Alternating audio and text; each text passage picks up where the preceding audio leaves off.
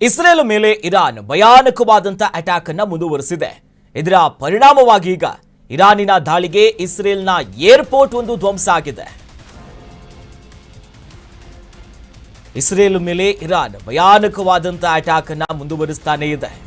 ಸದ್ಯ ಇರಾನ್ ಮಾಡಿರುವಂತಹ ದಾಳಿಗೆ ಇಸ್ರೇಲ್ನ ಏರ್ಪೋರ್ಟ್ ಧ್ವಂಸ ಆಗಿದೆ. ಬೆನ್ ಗುರಿಯನ್ ವಿಮಾನ ನಿಲ್ದಾಣದ ಮೇಲೆ ದಾಳಿಯನ್ನ ಮಾಡಲಾಗಿತ್ತು.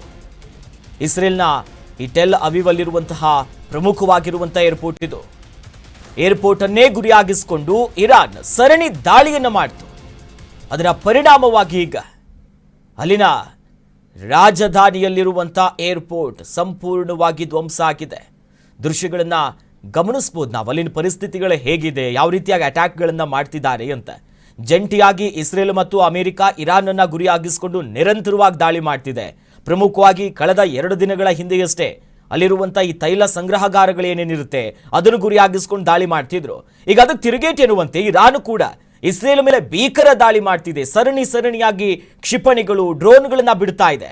ಸದ್ಯ ಇಸ್ರೇಲ್ ಅಲ್ಲಿರುವಂತಹ ಬೆನ್ ಗುರಿಯನ್ ಎನ್ನುವಂತಹ ಪ್ರತಿಷ್ಠಿತ ವಿಮಾನ ನಿಲ್ದಾಣ ಬಹಳಷ್ಟು ಬ್ಯುಸಿಯಾಗಿರುವಂತಹ ವಿಮಾನ ನಿಲ್ದಾಣ ಇದು.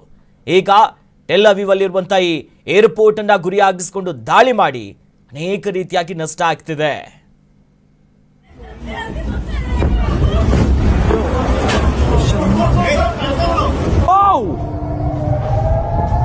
הכל נופל לנבטים, אני אומר לך מתקפה אחת החזקות. אימא'לה, זהו, למקלט. ಇನ್ನು ಇಸ್ರೇಲ್ ಮೇಲೆ ಈಗ ತೀವ್ರವಾಗಿ ಇರಾನ್ ದಾಳಿಯನ್ನು ಮಾಡ್ತಿದೆ. ಜೊತೆಯಲ್ಲಿ ಅಲ್ಲಿ ಅನೇಕ ರೀತಿಯಾಗಿ ನಷ್ಟಗಳನ್ನು ಅನುಭವಿಸುತ್ತಿದ್ದಾರೆ. ಇಸ್ರೇಲ್ ಮೇಲೆ ದಾಳಿಯನ್ನ ತೀವ್ರಗೊಳಿಸಿದೆ ಇರಾನ್.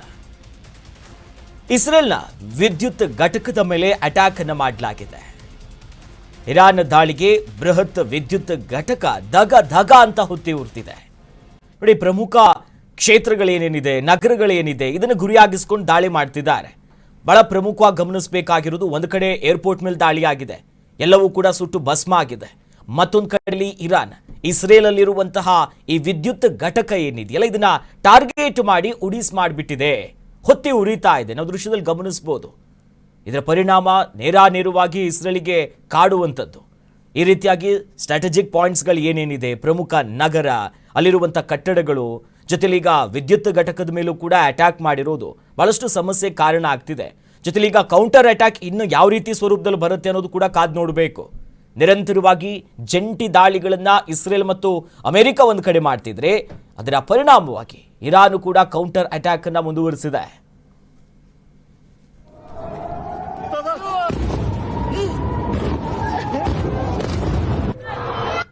נפילות אחי, נפילות.